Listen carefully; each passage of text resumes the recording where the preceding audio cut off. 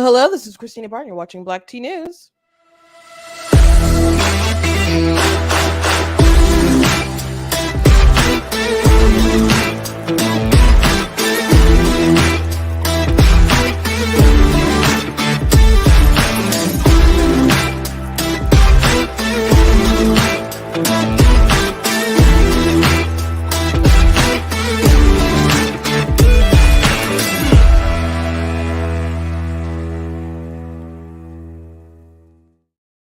Hello. Welcome to Black Tea News. I'm your host, Christina Barton. Today, we're going to be talking about Texas and Governor Greg Abbott and him trying to defend the border. Also, some allegations. I don't know how much they're allegations, but there were reports yesterday that Trump wanted, I guess, some Senate Republicans to kind of back down from some border stuff because they don't want Biden to get the win legislatively or whatever. And it's one, there's a question of if it's true. Two, they don't need to pass anything. They could just enforce the laws. So they really don't need to work with Biden for Biden to solve the problem. Biden is just not solving the problem. So what Biden decides to do or not do regarding the border is on Biden. It's on Biden. So there's some narrative today like, oh, Republicans don't want to solve anything. They don't want to solve anything, etc. Blah, blah, blah.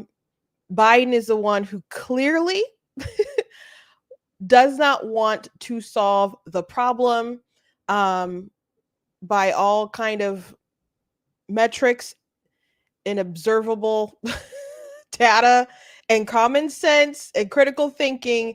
It leads us to assume that they want the problem to be as bad as possible for whatever reasons. We can speculate. But Texas is doing something, and other states are standing with Texas, many red ones.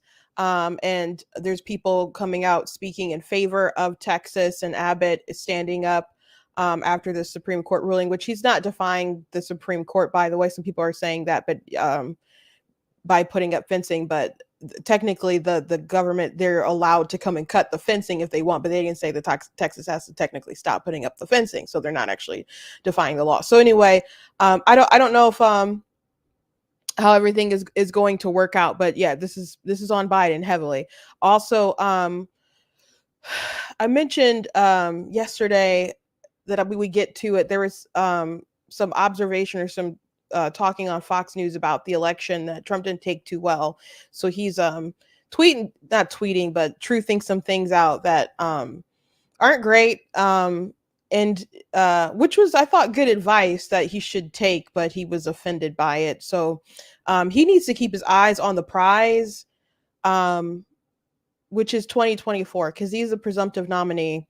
And unless something happens like incredible, that would just make him ineligible, like death or something. I at this point, I don't know how you stop it, because there's people think that there could be some kind of floor fight at convention. I think that's unlikely given the sort of support that Trump has at the RNC. As a matter of fact, the RNC chairwoman, I guess I'll play the clip for you guys, but she was basically like, said she saw no path for Haley, which is common sense, but she kind of weighed in a way that I didn't feel was appropriate as the chair, but I'm not surprised. So anyway, before we jump into everything, I want to encourage you guys to go to blacktnews.com, check out different content on my website, articles, videos, etc. If you like what I do here, please consider leaving a donation at blacktnews.com/donate, because it does cost to stream and run my website, all that stuff. So if you can support, I very much do appreciate it. If you're watching on Facebook, you can send stars. If you're watching on YouTube, you guys can send super chats. If you're watching back later, you guys can do super thanks. I do appreciate it. You guys can check out different merch that we have available at blacktnews.com.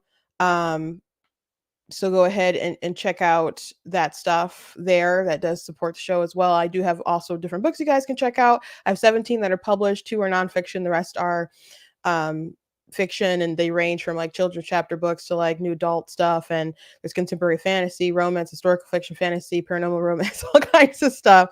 So maybe you'll find something that you like, or something that someone you may know will like. So all that stuff you can find on my website if you go to the merchandise page and stuff. So anyway, I don't have a meme for you guys, but before we get to the serious stuff, and I guess there's racial kind of politics and cultural stuff that is serious that'll play into this. But I thought this is kind of funny, and I like to start off with a bit of humor. So we'll delay the border stuff for a moment. Yeah, yesterday at the end of my show, I showed you guys a video of a TikTok of this young woman talking about Percy Jackson, and I don't know anything really about Percy Jackson. I saw trailers for when the movie came out. I didn't see the movies. I haven't read the books. Um, I know there was controversy about the casting a bit because one person, Annabeth, who's supposed to be the child of Athena, um, they cast her as a black girl, and she's supposed to be a blonde white woman, right? Or girl rather. So there's some controversy there. Every time I look up an article about it, they're like, those racist fans. I don't think when people want to see or expect to see people look a particular way that they've envisioned or read about or whatever, that makes them racist. I'm not saying there aren't racist people who are upset by stuff, but I don't think that automatically people should feel so comfortable labeling their fans in such a way. But anyway, you'll hear again in this video her argument, but I thought her explanation for why they decided to make this character black was so bizarre, wild, and offensive. Not offensive like it's keep it well, it did like it was upsetting, I guess, a bit triggering, but not like my heart is so broken, I'm triggered, gonna, whatever. But it's worth talking about because um, it disturbed me how many comments there were and how many people agreed with it and didn't seem to notice that it was offensive. So I'm gonna go ahead and play. I did a reaction video. I talked about it on the show, but then I did a TikTok reaction video to about it yesterday that did pretty decent on the app. But then I said I'm going to play this video from my Bible study. We had Bible study last night, and I'm going to show them this video and see what their reaction is. And people are like, please let us know how they reacted. So I posted that. So that reaction is actually more views than the original video that I posted about it. So I just want to share it with you guys because it's just a bit crazy. And I thought their facial reactions were a bit humorous when they responded. They made Annabeth black in the show. Let me rewind that back a little bit.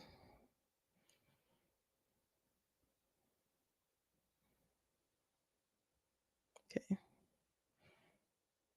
Just gonna get rid of my face.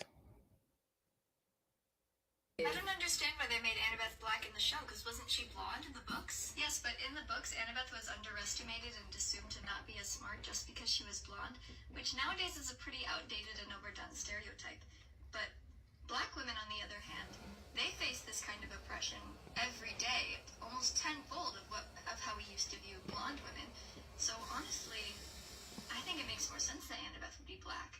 Oh yeah, that does make sense. What? Do you see how fucking easy that was? I don't understand why they made Annabeth black in the show, because wasn't she blonde? That's it. Yes, but in the books, Annabeth was... Sorry for the language. Who's Annabeth? Okay, so in some is it Percy Jackson? Yeah, Percy Jackson. They made this character who's supposed to be a blonde girl. They made her black, and so people were kind of upset, like she's not supposed to be black. She's supposed to be white. And so she did that video saying it makes more sense for her to be. Well, they heard it. What's your reaction? Yeah, okay.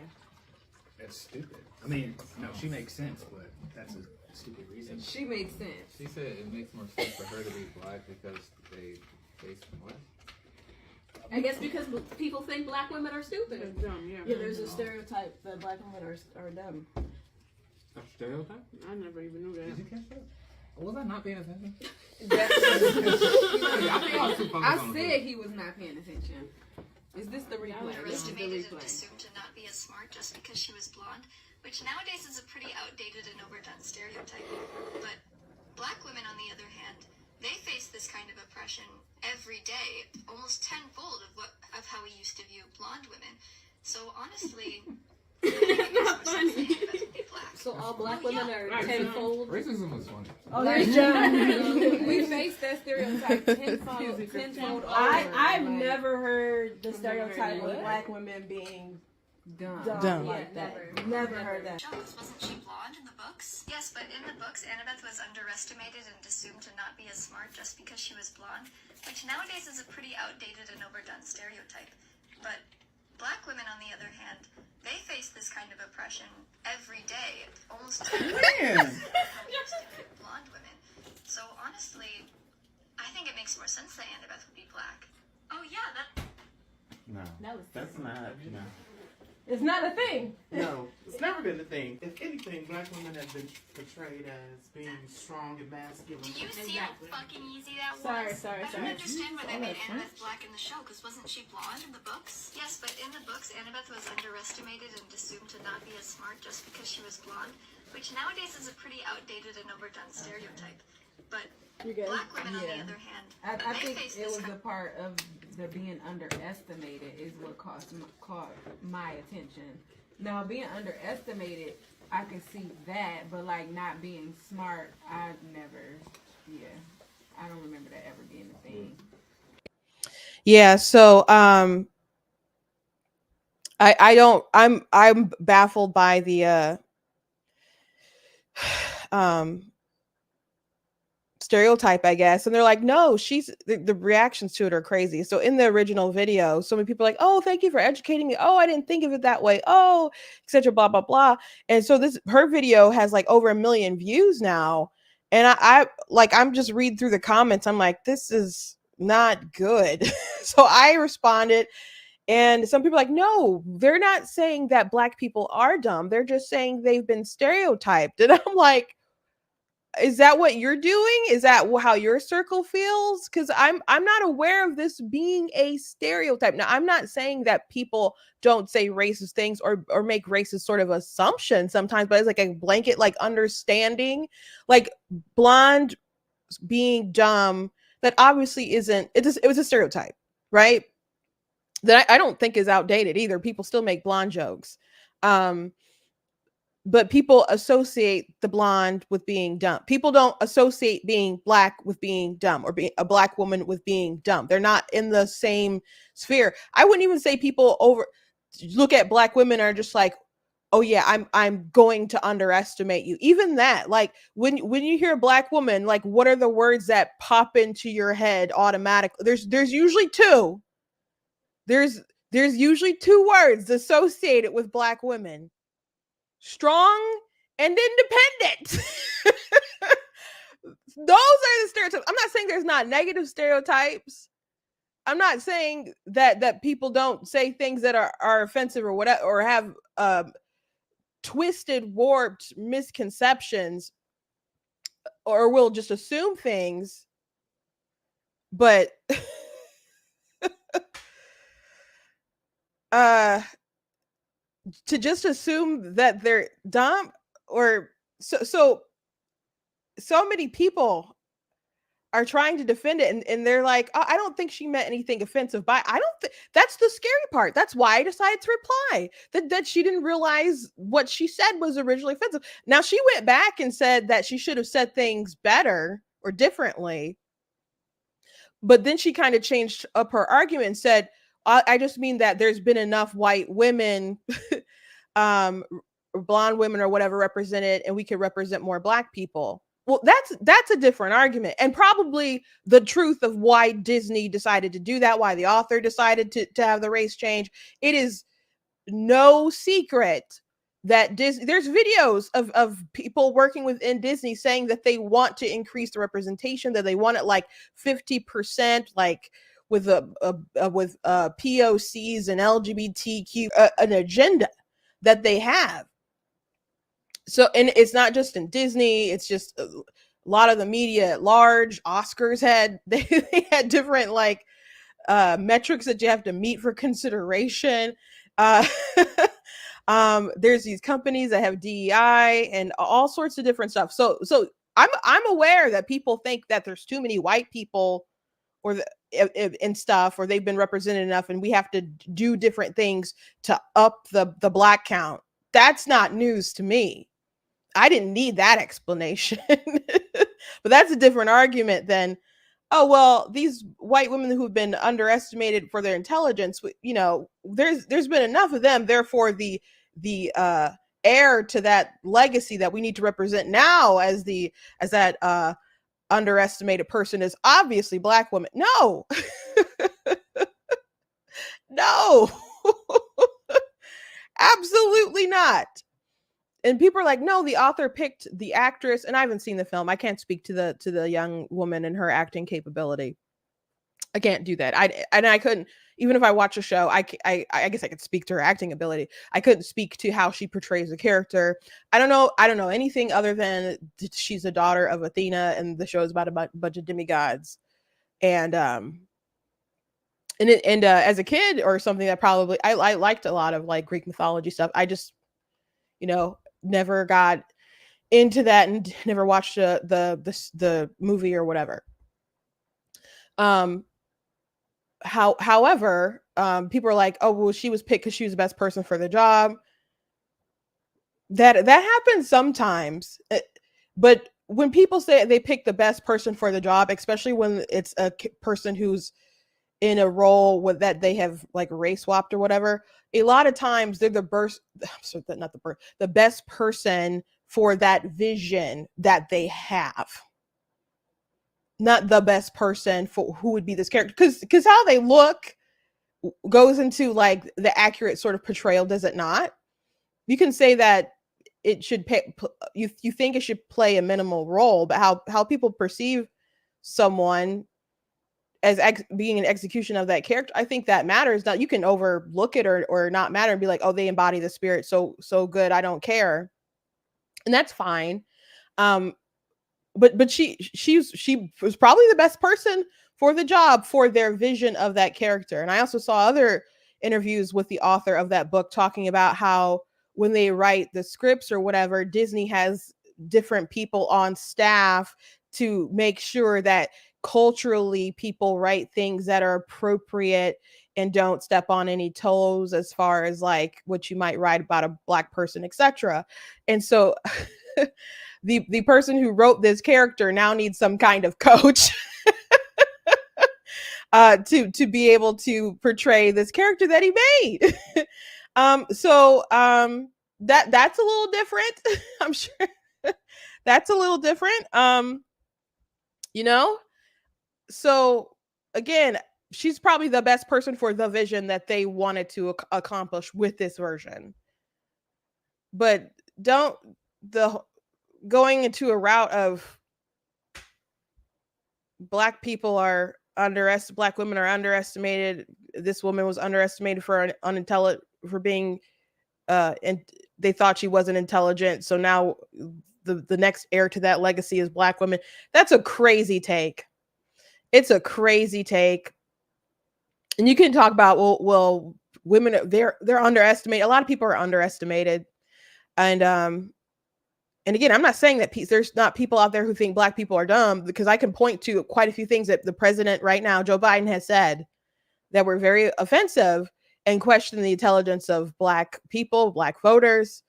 There's a lot of people who think that black people or minorities are too dumb to get IDs or incapable of getting IDs. But the thing is that so many people will try so hard to be an ally that they'll say offensive things and they'll infantilize black people. And I think this young woman fits into that category, and all these people kind of not realizing that they're saying something, trying to be helpful or trying to do something to be helpful. They're trying to stick up for this representation of black people with this character. So they think they're doing something morally good while they have a warped sense of reality that's really racist. So it's so that's why I spoke up about it. But man, I'm concerned for lots of reasons for people coming up, and there were some black people who like stuck up for her, the other young people who've probably just been trained by the culture. I'm not saying there's probably not older people who might share her opinion, but just because But that doesn't mean I'll respect it and think it's right anyway. But I was not surprised that the people who I showed it to had the reaction that they had, and other people felt in a similar way and thanked me for making the video because they were like really surprised by the comments and by the video itself. But anyway, let's move on to some more serious things. So Texas has decided that they are going to protect their border. And it is important that they do this because the president is MIA on this.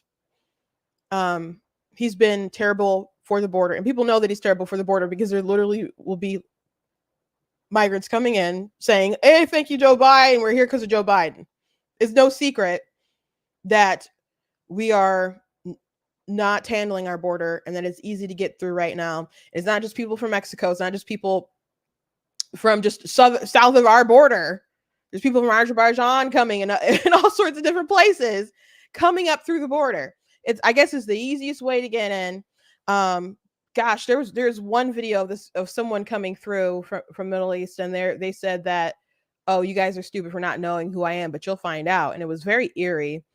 And there's some reports about who the guy might be, and I haven't been able to confirm them. Well, I haven't seen it from a source that I'm just like, let me. I'm concerned about the kind of people who might be coming through that we're not catching. And but they're just funneling people in basically to be processed. And so when Biden complains about the Republicans not giving what they want people to be able to help them just process people to release them into the interior. They're not really doing the job of keeping people out. That doesn't seem to be a priority for the Biden administration. And it's very disturbing. And I think it's been that way for a while. One of the most disturbing things, I've mentioned this quite a bit, but if you go back to the beginning of the Biden administration, when Jen Psaki was still the press secretary, they were asking questions about the border. Now, this was like, I think the first time I felt like real dread about the Biden administration. Like of course I didn't want him to win. Of course I was upset that he's sitting in the Oval Office. I think God gave me more of a peace that passeth all understanding, more than I think the average, Republican or person who was upset. And I tell people like, God's got us and all that stuff. So I still, just like be optimistic or whatever. I didn't have faith in Biden. I'm just like, what can you do besides, try to change things anyway? So anyway, they asked Jen Psaki, like, what steps were they taking to try to mitigate people from actually coming to the US? And so she's like, "Oh, I'm glad you asked." And she has her binder and she just starts talking about different ads they have, like in other countries, and how they made a cartoon or something. And I'm just like, these people are flooding our country. They believe the border is wide open, that these are unserious people over our country. And she is proud of the fact that their big idea is we're going to make some cartoons. That Trump was like, y'all better put some troops here to keep them from coming. Like nothing along those lines. A cartoon. And I'm just baffled. And like I said, it was the first time like dread. Like if there was like a bucket of ice water someone had just poured over me. I'm like, this is really bad. Because not only what did it seem like terribly incompetent and terribly unserious, the fact that she seemed to be proud that that was their big idea.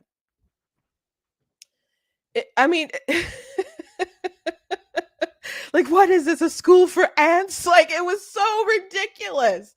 And then they asked her, like, well, how do you know, what's your evidence that this is working? And she just kind of smiles. She's like, well, we'll never know who decides to not come. And I I was just floored because I'm just like, so you have, not only do you have this dumb idea, you have no way to measure your success, and no, apparently no plan to measure the success, no intention of ever trying to measure the success of your dumb idea. So you're just wasting money making animation.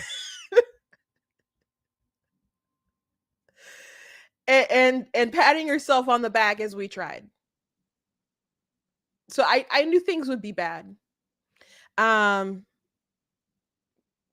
to the degree how bad it is a little surprising, because there appears to be no hastening to change course in order to even protect, I don't know, their own legacy, their own electoral victories.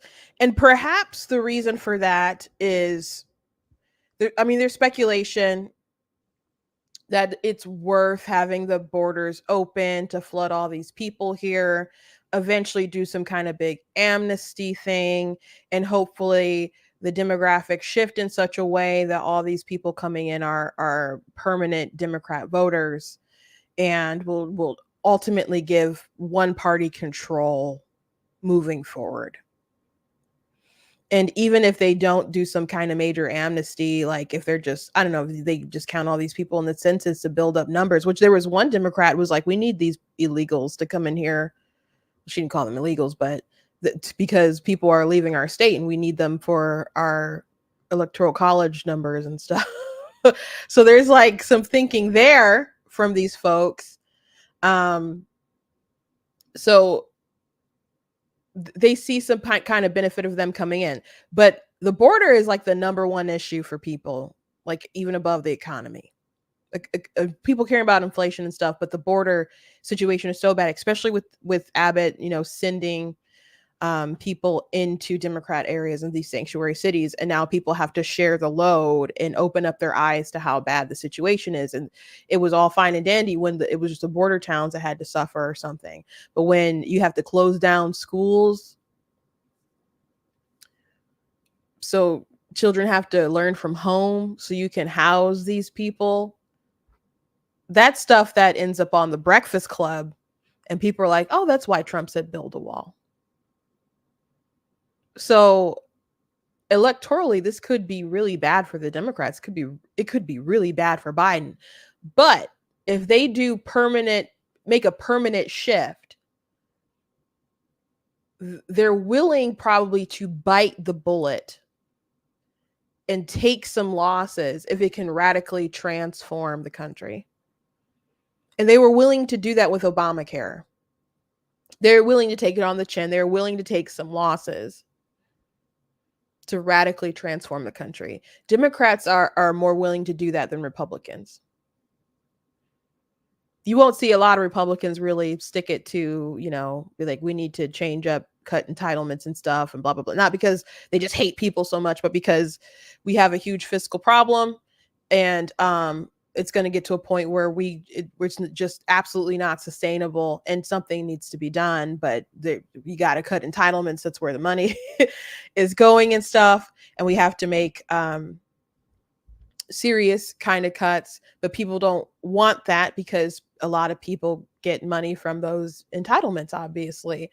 And so when you talk about touching people's money, and that's, that's not just on the politicians, but that they know that they will face repercussions from the electorate. And they don't want to face repercussions for the electorate. So they just, don't really do what probably needs to be done. And we just keep moving further and further and further into debt. Republicans aren't willing to, I think, bite the bullet and make those kinds of sacrifices to make those big leaps and bounds. They'll be fighting incrementally for 50 years to get something done. Democrats will be like, oh, we see our opening. Okay, let's go. One of the most probably, excuse the vulgarity, but ballsy, that's not too vulgar, is it? But things that Republicans probably did was like blocking Merrick Garland for the and not just seeing anyone and waiting out the election. And that was a big risk too. And then them changing the threshold, which Harry Reid opened the door for that, and they warned them that that chicken would come home to roost eventually. But that was probably one of the most like, we're going to exercise our power in the majority to get something done. But there weren't really like losses after that. I mean, people are still mad about it, but they did a good thing. I don't really. That's not the same, I think, as the leap of like Democrats being willing to know they'll go. Some of them will go down in flames with the Obamacare, but they are willing to do it. And once Obamacare was basically a thing, even though people like ran on trying to get rid of it and stuff, I think they pretty much were confident that it would change the landscape so much that there's a good chance you weren't going to get rid of it. So there's some Democrats that are like, no, this border situation doesn't make any sense. It shouldn't be controversial to fix the border. John Fetterman is one of those people saying that. I don't know what the heck happened when he rebooted, but he's been saying some things that make some sense. I'm like, this man wants to keep his seat. He wants to be there for a while. He stood up to a lot of crazy stuff. Now, some of it might not just be like the electoral gains that they think they'll make eventually. Some of it might just be ideology, and that some of these people have actually, convinced themselves that walls are racist, and it's our duty to just kind of allow all these people to come in if they want to come in. How dare we be selfish and keep people out, and etc. blah blah blah. But if we don't have any borders, we're not really much of a country, and it's definitely just not safe, because we don't know who is all coming in, what could be plotted from these folks coming in who know that it's easy to come through the border. And that not only just like the possible future terrorism, but just the journey that people come on to get here, the assault and abuse that women or children may face as people pay these coyotes to bring up their children. But a lot of these people coming through are men. And they're coming for economic reasons, or I don't know what else, but it's not a good situation. But anyway, Biden could just enforce the laws on the books. They don't want to. So Texas took it upon themselves to say, hey, if you're going to do your job, we're going to go ahead and do it. We're going to put up these razor wires and stuff. And the Supreme Court had a ruling the other day, and people are like, oh, Abbott's now breaking the law and he's defying them. They did not say that they could not. They had to stop putting up the razor wire.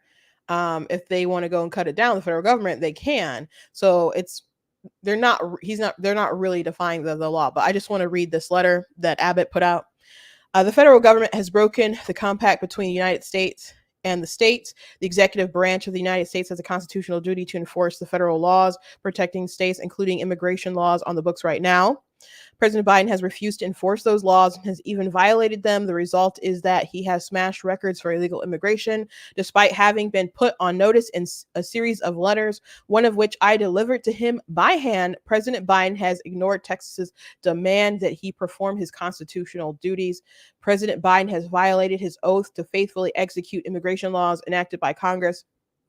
Instead of prosecuting immigrants for the federal crime of illegal entry, President Biden has sent his lawyers into federal courts to sue Texas for taking action to secure the border. So obviously you see where the priorities are. President Biden has instructed his agencies to ignore federal statutes that mandate the detention of illegal immigrants. The effect is to illegally allow their in mass parole into the United States. By wasting taxpayer dollars to tear open Texas's border security infrastructure, President Biden has enticed illegal immigrants away from the 28 legal entry points along the state's southern border, bridges where nobody drowns, and into the dangerous waters of the Rio Grande. And that is true. There was a story that happened a couple weeks ago where maybe it was like 2 weeks ago that went viral, and people were like, oh my gosh, Texas just allowed this mother and her children to drown and they didn't do anything. It was like stand out, which wasn't true. They didn't even know that someone had drowned until after it was too late. But they spread that story around because they wanted to make Texas look like the bad guys. When the truth is that these people should not be breaking our laws and coming in. It's tragic, but we should not be enticing these people to come with our bad policies, because it's dangerous for everyone all around. I don't blame people for wanting to get into the United States. It's a great place to be. It is. It's amazing. People can trash the country all the time. There's nowhere I'd rather be. There's some places like to visit and go, etc. But I love this country, and I don't blame people for wanting to come here, but you have to come here legally. We definitely should know who's coming into the country. I'm blessed to have been born here. I am. Me individually blessed, and some ancestors went through some things while they were here, but I'm blessed to be living here in this time. I am. My heart goes out to people who want to get here, who have some terrible circumstances. There's some people who have like legitimate asylum claims, but you can go to a legal port of entry and you can make your case. You don't have to do these super dangerous things. You don't have to sell your child to basically Coyote to get him up here or whatever. Like, don't do that. Don't do that. Please don't do that. Under President Biden's lawless border policies, more than 6 million illegal immigrants have crossed our southern border in just 3 years. That's terrifying. This is more than the population of 33 different states in this country. The illegal refusal to protect the states has inflicted unprecedented harm on the people all across the United States. James Madison, Alexander Hamilton, and the other visionaries who wrote the U.S. Constitution foresaw that states should not be left to the mercy of the lawless president who does nothing to stop external threats like cartels smuggling millions of illegal immigrants across the border.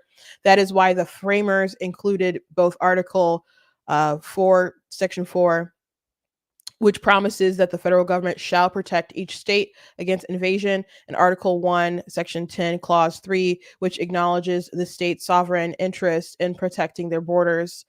Arizona versus United States.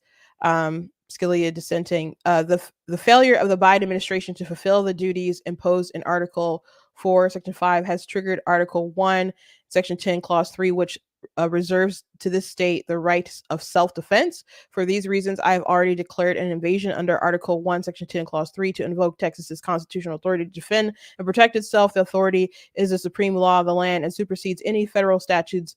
To the contrary, the Texas National Guard, the Texas Department of Public Safety, and other Texas personnel are acting on that authority, as well as state law, to secure the Texas border. So I think they just should protect the border. I'm not a lawyer. I was listening to Ben Shapiro earlier break down some of this stuff. I don't know what's going to be the outcome of some of his arguments, or with the technicality of calling it an invasion, and if they'd have like the full. I mean, because if you consider an invasion, would you be able to really act within the full authority of if someone was actually coming in and invading? It doesn't. You can make the case, but it doesn't kind of seem like it is the same kind of standard if, like, the British were coming in or something and we had to like fight them off. So I don't know what's ultimately going to happen, but he has a lot of support. John F. Kennedy actually said something. He said, Texas is right. Biden's failure to secure the border leaves states no choice but to take matters into their own hands. As president, I will end this humanitarian crisis once and for all. I will secure the border and destroy the business model of the drug cartels. A country without borders is not a country at all. So that's what Kennedy is saying. Is he, non-crazy person? But I'm sure many Democrats who know that the route that they're taking is crazy. There is a clip of Biden. I don't know if I saved it. Oh yeah, here it is. I didn't watch it yet, but this is I guess we'll watch it together. But from the past, Biden is talking about some stuff with immigration. So we shall watch it together. From a blast from the past, 2007, when we were so young back then. Or I don't know, some of you were some of you were alive? Would you allow these cities to ignore the federal law regarding the reporting of illegal immigrants and, in fact, provide sanctuary to these immigrants? The reason the cities ignore the federal law is the fact that there is no funding at the federal level to provide for the kind of enforcement at the federal level you need.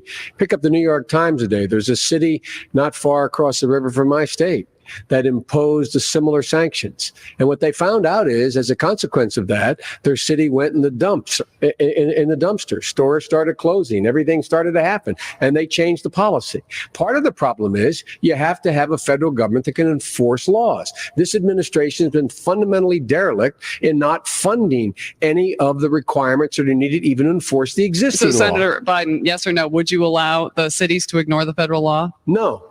Okay. Would you allow these cities to? So, he wouldn't allow cities to ignore the federal law, which sanctuary cities obviously do. But now, as president, he's not enforcing federal law himself and is actually coming at these states for trying to respect our borders. So, it's amazing how these people just decided to change throughout the years. And it's not so much that I think that they just got some kind of new revelation and they think that open borders and not enforcing the policies is a good route to go. He probably, if he looked at that clip from the past, would probably be like, no, that actually makes sense. But he'd still progress in the way that he probably feels. If you looked at some of the old clips that he talked about abortion, you'd probably be like, yeah, that's true. It's a tragedy, you know. But they've just decided to keep going and going and going as far to the left for whatever sort of electoral gains they can make to, I don't know, to appease that crazy base that they move a lot to the loud voices in their party, even though they may be small. They move a lot with that crowd. So I'll never forget Jim Webb when he was in the race against Hillary and Bernie and gosh, there's another person, I can't remember his name, but it was their first debate in 2016, I guess, or might have been 15, but I was watching the debate with my I was working in the Michigan Republican Party at the time, and I was watching the debate, and we were like live tweeting and a bunch of stuff during it. And so Jim Webb was just like the odd man out, and after the debate he just ended up dropping out because he just realized his voice wasn't the voice of the party, but he was someone I'm sure we'd all maybe disagree with a lot, but he wasn't as crazy and to the left as the people on the stage. But the thing that the moment I won't forget is when they're like, who's your biggest enemy? And Hillary Clinton's like, probably the Republicans. And there's big cheers or whatever. And she named some other folks too, like foreign entities or whatever. Someone was like the NRA. And I can't remember what Bernie said, but when he got to Jim Webb's just like, probably the guy who threw a grenade at me, but he didn't live very long after that.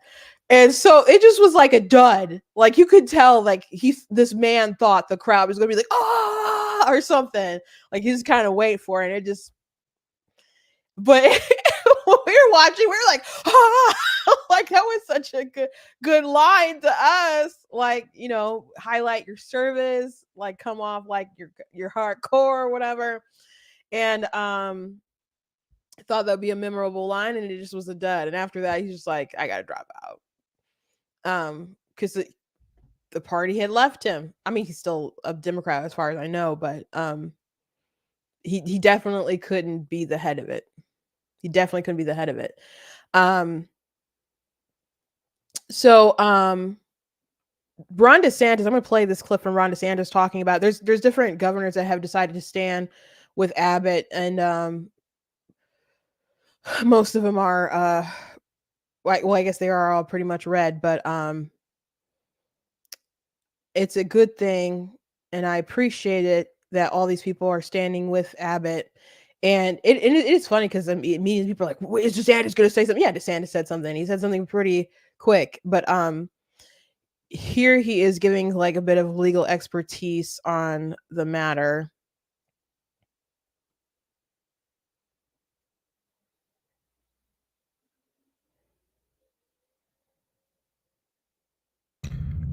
Biden is going after Texas, saying that they must remove fortifications from their border. They put wire, they put things to keep people out.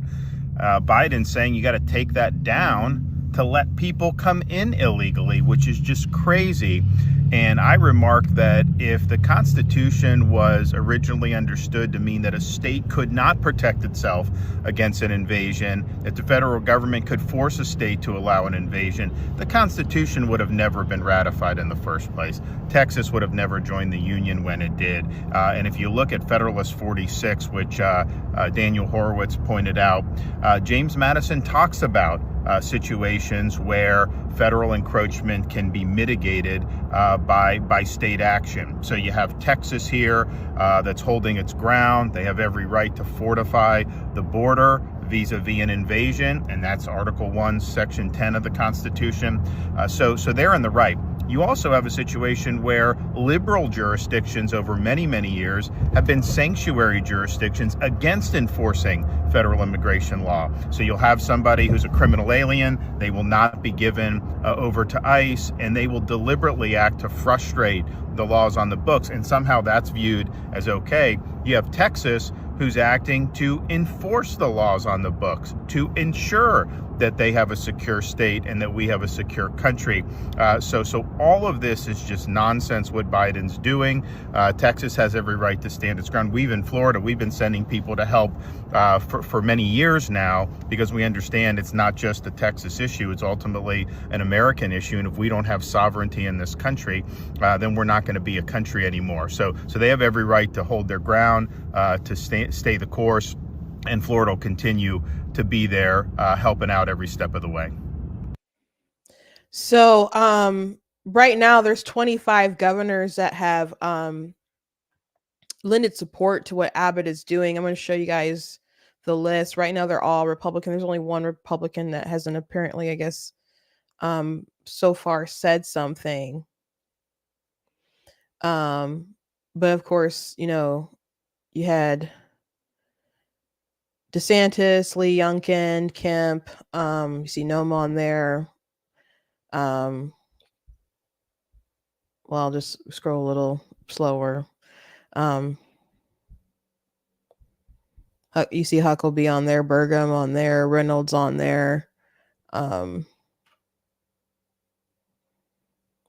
See DeWine. By the way, we ain't forget about that trans bill that he vetoed. But if you didn't know, they did the legislature did override his veto. Just wanted to throw that out there. That happened. So only one governor, Republican governor. I wonder if any Democrat governors will be brave enough to say something and sign on. That would be pretty wild. But this is a pretty significant moment with the border. It's such a. This is probably the number one reason why Biden should not be reelected. There's lots of things you could list of why he shouldn't be, but the border, it's going to significantly change so much if they don't do something. And I don't think we should wait or have to wait until there's a new president, because it's only January, guys. It'd be an entire year out. So as much as I'm like, we got to get him out to get someone else in, I don't want to have to wait for to replace him. I'd rather him just do the right thing. I'd rather him do the right thing. And to me, it's so crazy that these people could look at, they know that Trump has all these legal issues, and they're hoping that Biden, they're like, well, he beat him the first time and he's got all these issues. And so even though his poll numbers are like historically crazy low, we're still thinking that if anyone he can beat Trump, and they think he'll skate by, which Democrats are still concerned about it, by the way.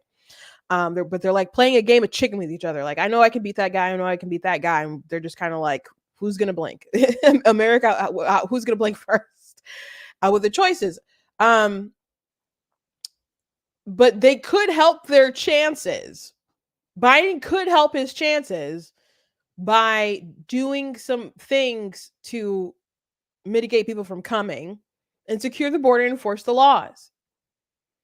Now, he could be behind the scenes, in which I've read and I've heard that there's like he's trying to mitigate by just trying to make a deal like, hey, don't have so many people coming in election year, etc. But no, he needs to make actual steps to secure the border. And we need him to do this. We need him to do this. I don't want to have to wait until a year to make this right. But it's baffling how committed they are to doing the wrong thing. And again, it could just be because they feel overall it'll alter the country to such a significant degree that even if they lose the presidency for 4 years, and even if they have to take a dive with some losing some people in Congress or losing some people in the Senate, if that some of those races have to go, ultimately it will not matter in the long run, because they will get the last laugh. That could be the reason. To me, it makes the most sense. I'm not saying there's not another explanation. But that's what seems the most plausible, because nothing else makes sense, especially if you cared about the country and you thought it was your responsibility, which it is, to do something about our border and enforce the laws. You're the executive freaking branch. Now, I mentioned at the top of the hour that there was a report last night that Trump was telling different senators that they didn't want to make a deal with Biden. He didn't want them to make a deal with Biden because that would help his chances or whatever with the election. So they asked different people about it. One person that they interviewed was Mitt Romney. So I'm going to play a little bit of that interview. But keep in mind, what's really annoying about this is that they don't need to make a deal with Biden. Biden can just do the right thing. There's laws on the books. There's laws on the books. They couldn't enforce the law. They don't have to handle the border the way that it is. And the Democrats will keep saying, well, they won't approve this. They won't approve that. We need some more border people. The border people, they're not going to use to enforce the law. They're going to use the border people to usher people into the interior of the United States. They're just going to use them to get them out into the interior within 72 hours or whatever. They're just going to be very fast tracking babysitters, and they're going to release them and hope maybe that they'll see them one day and know that they're not going to. They'll probably enjoy their Biden phone for a little bit, but they're not. When it's time for that court date, that phone will probably go missing. That's supposed to track them. Just more incompetence. And I don't think these people are that incompetent. Sometimes perhaps they are. But some things seem to be, it's got to be deliberate. I don't know if people are this dumb. I just don't know it. It's too hard to believe. It's too hard to believe. But anyway, let's watch this clip of Romney a little bit going off. Again, Biden could just do the right thing. Trump should kind of be besides backing up Abbott and stuff, which I'm actually not, I haven't seen that Trump said anything yet. That should just be his role. And and trying to pressure Biden to do the right thing. He shouldn't need to, like, I don't know. It's fine if it's a bad deal and he's like, the deal is bad. What they're expressing the goal is, that's not a good thing, but it's the sort of commentary that's surrounding everything right now with the left and the media, like, oh, Trump, they don't really want to fix the border, they just want chaos for it to be an election issue.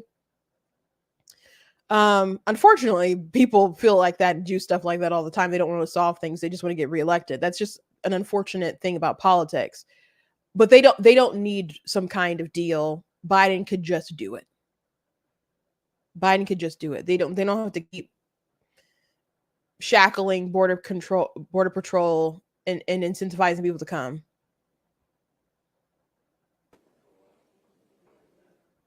Do you think this is what he wants? The issue, Donald Trump. This is what he's doing. I think the border is a very important issue for Donald Trump, and the fact that he would communicate to Republican senators and Congresspeople that he doesn't want us to solve the border problem because he wants to blame Biden for it is really appalling. But the reality is that we have a crisis at the border. The American people are suffering as a result of what's happening at the border. And someone running for president ought to try and get the problem solved, as opposed to saying, hey, save that problem. Don't solve it. Let me take credit for solving it later. But that is the cold, hard reality on Capitol Hill. Getting any deal through on an issue as complex as immigration would be complicated to begin with. And then when you have the party's likely standard bearer coming out and saying, don't cut a deal done on immigration, that will convince many Republicans to listen to their standard bearer and say that it is not time to cut a deal. Let's wait on this issue. And then he could move people to say that, but I think most people would be like, well, if he's saying don't cut a bad deal, then don't cut a bad deal, cut a good deal. And the argument I'm sure that Trump will make, or people within his circle, whatever, will just say, no, it's not that we don't want them to do the right thing. We just know that they're not going to make a good bill. They're not going to make a good deal. I'll make a good deal. They won't make a good deal. And we need to make sure that they don't do a bad deal on purpose that's going to make things worse. That's probably just going to be the narrative is going to be. But if Romney... And he has no incentive, I guess, to do this because he doesn't like the guy. But he could have obviously pivoted and just been like, well, Biden could fix things right now. He could have totally focused it on the guy who is the president. And he just said, we don't have to solve the problem with some whatever deal with Ukraine funding and border funding. Like, Biden could, at this very moment, make a difference, and he doesn't want to. He doesn't have to be fighting Texas about this razor wire and them trying to stop people from coming through. That's what he's choosing to do. Because they want this issue. They want this problem. They want this chaos.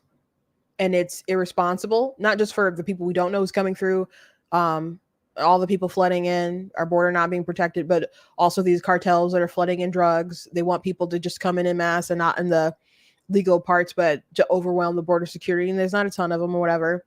And they'll, as all these people are passing through, they'll be smuggling their drugs elsewhere.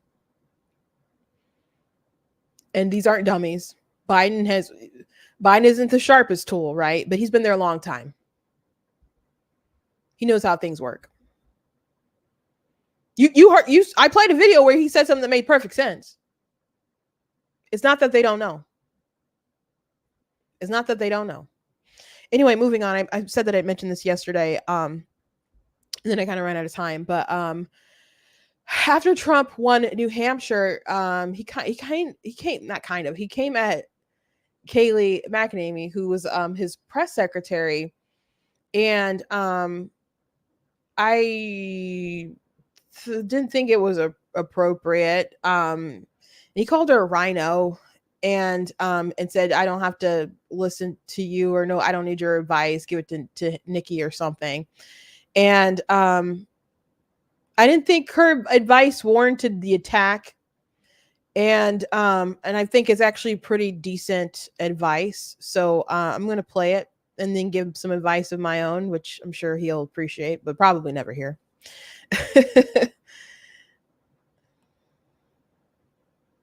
Here's why I say this. This was actually a fairly good night for Joe Biden. When you look at our voter analysis, only 10% said, I would not vote for Joe Biden if he's the nominee. He won a plurality of voters who said he was too old. He won a majority of voters who are upset about the Gaza war. So the divides in the Democrat Party, and this is a small sample size, but perhaps aren't as stark as one would think. But when you look at the Republican Party, 7 in 10 Nikki Haley voters said, I would not vote for Trump. There was a Des Moines Register poll, 43% said, no, I wouldn't vote for Trump. If I'm Trump, I sit back and I exclusively focus on the general election. I take the posture of a presumptive nominee. I focus on number one, uniting the party, and number two, winning the independents, which Nikki Haley won 55 to 39%. That's what I would do. Nikki Haley, I mean, the closest margin is 30% in the states ahead. For all intents and purposes, he's the presumptive nominee. So, she said this man is a presumptive nominee, and Nikki Haley didn't drop out. She's still in it. But he was still upset that she said what she said about how he needs to focus, he keeps his eyes on the general election. I think you should ignore Nikki. He's not, by the way. And just move on through life as if he's a nominee and focus on Joe.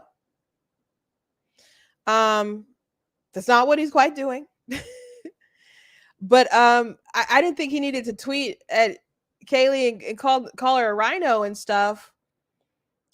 And people throw that word around, and sometimes I see people misspell it. I'm like, it's Republican in name only. Like, people use that nickname and they just know it means something negative. They believe it just means like you're not a real Republican or whatever. But you don't know what the acronym or whatever the letters are because you're obviously misspelling it, right? And I saw a video on TikTok. It was an interview with Paul Ryan, and you could get the vomit out of your mouth or whatever after I mentioned Paul Ryan. But so many people are like, oh, he's moving his lips, he's lying, etc. But I'm just listening to him like, oh, he's not saying anything that's a lie. He said some things that were his opinion, and you can think his opinion was wrong. The opinion piece of his what he said, he said he didn't think that Trump was fit for office. That's an opinion, right? But he mentioned, they asked him, like, why won't you run for president? And he's like, people wouldn't vote for me. There's like 40% out the gate that just wouldn't support me because I'm an anti-Trump guy. Check, right? Those things are true. It could probably be more than 40% off the bat who said we probably won't off the bat vote for him or whatever. So those things are accurate. But he also mentioned that the term rhino, it used to be about people being too moderate or not conservative enough or whatever. People would call you a rhino, that you're not, Republican enough. And he mentioned that now it's about fealty. It's about, which he means like fealty to Trump, allegiance to Trump or whatever. And I see that being the case. Like, people throw that term around, including Trump. They're a rhino if they just don't uplift the man. It's not even about ideology anymore. Because I can point to you a couple things that Trump has said, done, that aren't particularly conservative. And I don't just mean like the crazy spending in the administration, saying, well, not just like the bump stock bans and other stuff like that, but saying like, I guess agreeing with red flag laws, saying I like the idea of taking the guns and then due process. That alarmed people when he said it. Then when Trump says alarming stuff like that, I'm just like, I kind of train myself. I'm like, someone will probably talk to him and talk him out of that. So I kind of train myself when Trump says something to not have like an immediate reaction, because I'm like, I think someone around him will have a reasonable conversation with him and he'll change his tune. And a lot of what Trump does and says, or what he's going to implement, it's going to depend largely on what kind of people he has around him. I think that was true for his administration, and it will continue to probably be true if he gets back in the Oval Office. But and another thing, the abortion stuff, like, so there are things you could point to and be like, that's not the most conservative thing, but people associate being a rhino with not being loyal enough to Trump. I did not think Trump attacking Kaylee right there, that was warranted with her conversation. She said, "You're the presumptive nominee. If I was him, I would focus on moderates. I'd focus on winning independents because a lot of them like Nikki Haley. And you can say a lot of Democrats crossed over to vote for her. That's true. But independents do vote in those primaries and they preferred her. And they, in the polling and stuff, they prefer her. Like, it's just the truth. How many people in a general election would vote for her and not Biden? I don't know, but they, over Biden, Trump, they would vote for Biden. So you can't just win an election with just your base. You can't. And he's going to have to appeal to a lot of people who don't like him. And for some people, it's not going to be enough that they don't like the other guy. You're going to have to give them a reason to support you. Not everyone's going to fall in for the lesser of two evils mentality. Some people want someone to vote for rather than just voting against someone. A lot of people vote against someone. So the people who feel that they have to have someone to vote for, maybe that's a small number. But that small number, when you have elections that are won or lost on 10,000 votes, you got to make that plea. You got to make that plea. So him going off on her and insulting her, I didn't think that was appropriate. And he's called her milk toast before. Like, that commentary wasn't even that bad. It wasn't bad. It wasn't bad. And so he had another commentary about Nikki Haley because she's not dropping out of the race. And he was mad about her donors. So let me show you this one. Again, I think he should ignore these people. And once she eventually drops out or gets out or whatever, if these funds are there for him, who knows if they will or won't be. Great. But anyway, so Nikki Birdbrain Haley is very bad for the Republican Party and by moderates. Suburban women just love the nicknames. Indeed, Republican Birdbrain Haley is very bad for the Republican Party and indeed our country. Her false statements, derogatory comments, and humiliating public loss is demeaning to the true American patriots. Her anger should be aimed at her third-rate political consultants and, more importantly, crooked Joe Biden and those that are destroying our country, not the people who will save it. I knew Nikki well. She was average at best. My issue with him attacking all these people as well is it they worked for you, bruh. If she was average at best, why did you select her for the UN ambassador? Why not somebody else? So these people, if they're really so bad, that is a reflection upon you. Where's she average at best? Okay, is not the one to take on the world leaders, and she never did. That was up to me, and that is why they respected the United States.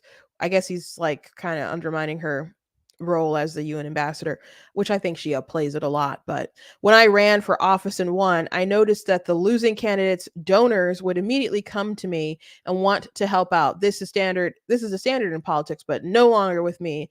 Anybody that makes a contribution to Birdbrain from this moment forth will be permanently barred from the MAGA camp. We don't want them and will not accept them because we put America first and always will. So it's exile. And I thought of like Lion King 2 when they exiled the one lion and they're like, deception, disgrace, evil as plain as a scar on his face. If you haven't seen Lion King 2, it's a pretty good sequel. It's a pretty good sequel. Disney doesn't make a lot of good sequels, but that one was pretty good. The music was still pretty good too. So I think he should act as if he's the nominee and really needs to appeal to those people that are saying no way in heck, guy, and who are so convinced that there's just no good option. He needs to present himself like a good option. And he's got a lot of black eyes on him as far as a lot of people are concerned. Things that he did himself, things that the media claimed he did, or small things that he did that were amplified in a debate that I haven't watched the whole debate. I've seen snippets. I'm gonna watch the whole thing, but between Destiny, he's a Twitch streamer, very popular, and Ben Shapiro, they were talking about rhetoric and Trump and Biden and who's worse, and Destiny thought Trump was by far worse, and Ben made the case that Biden is worse, but a lot of the focus is on Trump. Biden, a lot of things that he said and he didn't. He came in like he was supposed to be a big unifier. Absolutely. If you knew his record, you knew that wasn't the case. But I was talking after Bible study was with a friend of mine, Brian, and he's just like, but one thing about Trump and the chaos or whatever and how people felt about him is that the media, they amplify like everything Trump did. Like they'll ignore some stuff that Biden does, a lot of things that he'll do, whatever. But if they have the same kind of magnifying glass or scrutiny that they had with Trump, there'd be like a lot of things about Biden that we know be talking about, et cetera, every day. But with Trump, like it would, the 2 scoops of ice cream. Do you remember that story? When he gave people only like, there was someone who he wouldn't give 2 scoops of ice cream at some kind of dinner or something, and that was a big deal. Or how he fed the koi fish in a pond, or how he walked with with Queen Elizabeth, and just silly things, and or things that they'd amplify that weren't true, or just crazy conspiracies that obviously that they spent so much time with, like the Russiagate collusion story stuff. The media would amplify this stuff and make it more chaotic than what it actually was. And I'm not trying to say that Trump didn't make some bad stories, didn't tweet some wild things, didn't say some wild things, didn't do some wild things. That's definitely not what I'm saying. But you felt like you were living in a tornado all the time because the media designed it that way. So people have this perception of Trump, and people who don't pay attention as much as you and I. Ben Shapiro said something like, if you're here watching his political thing, you're like in 2% of the population. Like most people are not like that engaged. We're a bunch of weirdos, and we know so much, or we're tuned in. It's kind of weird when other people aren't as tuned in, right? So there are things that context behind that other people don't understand context, and they have this fixed opinion. Trump going around calling Nikki Haley bird brain all the time and exiling donors or whatever. Which I don't believe, by the way. I believe if someone comes with a big check just because they gave the Nikki Haley, Trump's not going to be like, oh, I don't want your money. I don't believe that. Not in the slightest. Not in the slightest. Maybe they'll still treat them kind of shady, but I don't think that they're actually going to be like, I don't know, sent to Alcatraz or something along those lines. So I think that's cap, but just a discipline. I'd like to see some discipline from him, or otherwise people will, despite his record and Joe's record, which Joe will distort and the media will distort anyway, they'll still say Trump's a little too mean and I don't want to support him. So please do better. Please do better if you're interested in being president again. Just focus on Joe. And what he's tweeting about Nikki Haley, and also he said some stuff about the trial the other day with that he's going through the sexual assault stuff, and the this is a big thing going on with Texas. And unless I think he said something in the midst of me being on air, I don't think he's really said anything about it while so many people are on board amplifying Texas, and he just seems distracted by things that aren't as important. So I'd like to see some more discipline for him from him. Um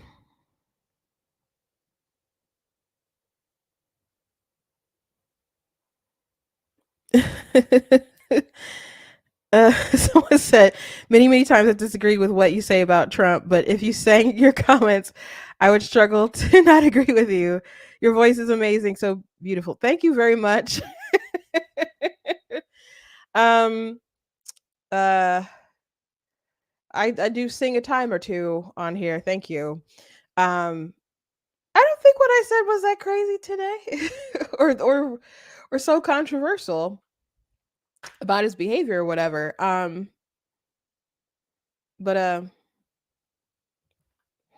there was a couple weeks in 2016, like I don't know, maybe the last 2 weeks of the election, where Trump was just so disciplined, and he I don't know if he was running his Twitter at that time or not, but he just was like had it under wraps. He was pretty much a good boy, and I'm like, if he could just continue that, and obviously he didn't live throughout the rest of that time with that sort of discipline within the last 2 weeks, but I know he's capable. Okay. um oh, someone said not today, you're mellow on Trump. Yeah, I guess that's fair. Mellow, more frustrated, but a lot of these people frustrated me. I today when I was looking at some of these comments that Trump made about Nikki Haley, I'm just like, don't make me defend her. I don't like Haley. I don't like Haley. Before I let you go, I guess I did say I would play it. That's kind of a bigger issue though. Um the RNC chairwoman had made a statement about I guess I'll just play it real quick if I can find it real quick. Yeah, I got it. She made some comments about Haley that I didn't think are appropriate. Folks want her to get out the race. I understand. I don't think she has a path. She's not someone I wanted to support on a ballot.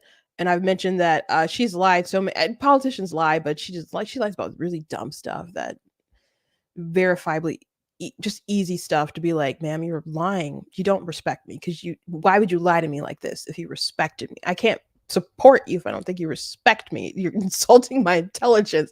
Anyway, Ronna McDaniel was on Fox and made a comment about Nikki Haley saying she didn't really see it for her. And I just didn't think that was entirely appropriate commentary from the GOP chair. But there's also allegedly a resolution going around where they want to just treat, I guess, Trump as a nominee. And I don't think that's appropriate.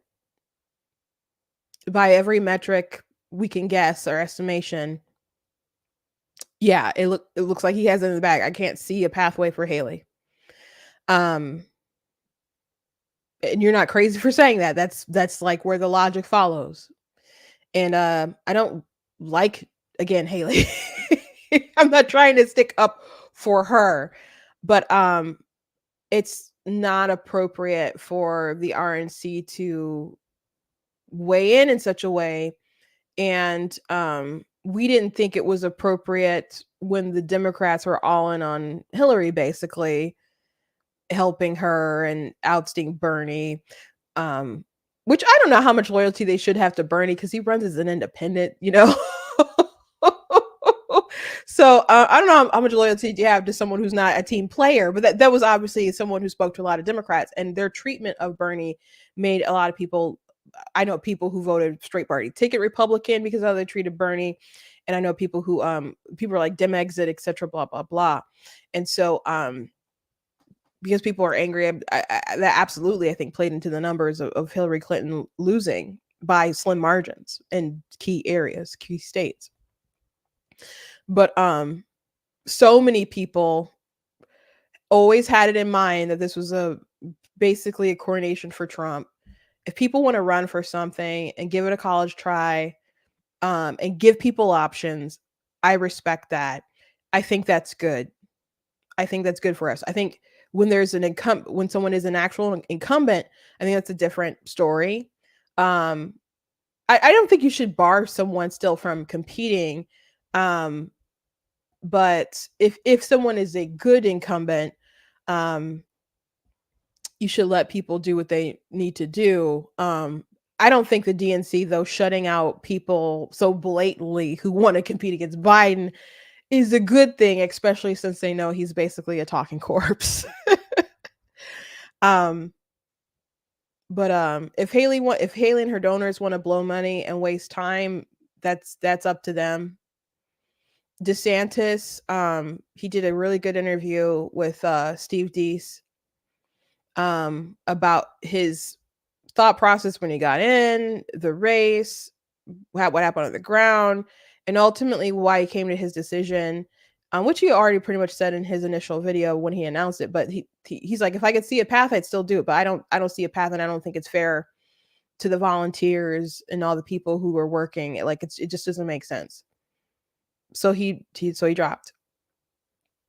You know. So again, I 100% at this point see Trump being the nominee. Well, I don't want to say 100%. There, something could always happen, right? But you got to let people run the race if they want to be in the race. And I've been involved in races where people wanted to force you out, threaten you out, etc.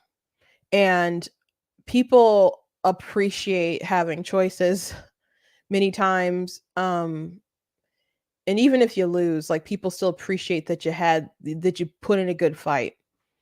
No, I don't anticipate Haley will be in there much longer, especially if she loses South Carolina. I probably wouldn't want to lose my home state if I were her. But do I think the RNC should be trying to just pretend like no one else is in the race or act as if no one else is in the race? I don't think that's appropriate. Looking at the math and the path going forward, and I don't see it for Nikki Haley. I think she's run a great campaign, but I do think there is a message that's coming out from the voters, which is very clear. We need to unite around our eventual nominee, which is going to be Donald Trump, and we need to make sure we beat Joe Biden. It is 10 months away till the November election, and we can't wait any longer to put our foot on the gas, to beat the worst president, to beat a president that's kept our borders open, allowed fentanyl to pour through, allowed inflation to go rampant. He is hurting the American people, and we need to do everything we can to unite so that we can defeat him. So looking at I don't think that was an appropriate take to be like everybody just needs to, again, probably the nominee. Absolutely. I understand that thinking, that track of the people believe that the voters are pretty much treating Trump as an incumbent. People might have been open originally to other people coming in and being the nominee. But that basically changed last March, especially with all the indictments and stuff. So it very much looks like Trump is the guy. You're still the RNC. You're still the RNC, and you should respect the candidates and their time and their commitment to this process. I don't think that's appropriate. And when I worked at the Michigan Republican Party, many of these parties are supposed to have the idea that candidates will compete and you back the nominee, and the RNC is supposed to have that kind of mindset as well. And that was supposed to be the mindset. And by the way, I'm not talking about some person I don't know. Rana was my boss. She was the chair when I worked at the Michigan Republican Party. So if this was anybody but Trump, I think she would feel that saying this out loud. And what they do behind the scenes is another issue. I'm not saying that people who say that they don't get involved or shouldn't get involved don't actually get involved. I'm not saying that. Because people will move the pieces along to try to get certain outcomes. That absolutely happens. That absolutely happens. But as far as like publicly saying that, or the RNC, like people moving to put up some kind of resolution, and I'm not saying she's behind that, and I'm not saying that she will support that. but she's kind of giving those vibes, and I don't think it's appropriate. But once again, I just want to reiterate, I'm not too fond of Nikki Haley. So, but I said I always try to be fair to these candidates and these people as I express my opinions. So anyway, thank you guys for joining me. I hope you guys enjoyed the show. Please go to blacktnews.com, check out different content on my website, articles, videos, etc. If you like what I do here, please consider leaving a donation on the website. If you watch us back later, you guys can send stars if you're watching on Facebook, or you can do super thanks. You guys can check out also different merch that we have available at blacktnews.com. We got mugs, we got t-shirts, like some pro-life stuff. We got I think I'm going to do another maybe TikTok video about that video that I showed you guys earlier. And wear the I am not the victim you're looking for shirt, so people can get the message about their racial stuff. But yeah, you guys can go to the website. I do very much appreciate you guys. I said that I already mentioned there's a small percentage of people out there who will watch political commentary, and I very appreciate you guys taking out the time to watch me, because there's a lot of options and out there. So thank you, and God bless you, and we'll see you one more time for this week tomorrow, and then we'll enjoy our weekend. God bless.